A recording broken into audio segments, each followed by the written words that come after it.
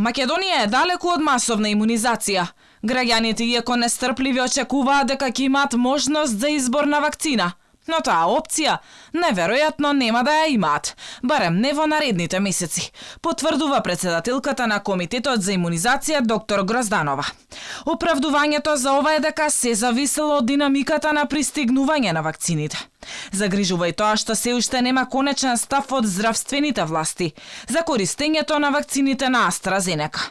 За сега останува одлуката помладите од 60 години да не се имунизираат со оваа вакцина. Немаме донесено дефинитивна заклучок и одлука и како што споменав, ке нас и според националниот план беше приоритетна во оваа фаза вакцинацијата на постарата популација. Почнавме од над 77 години и се движиме надоле. Така да во овој период никој не е оштетен од недавањето на AstraZeneca и ние ништо друго не правиме отколку да почекаме одреден временски период да истата таа вакцина биде ослободена, односно одобрена за давање и под 60 години. Вакцината на AstraZeneca е една од најбезбедните и нема потреба од паника, убедува доктор Грозданова.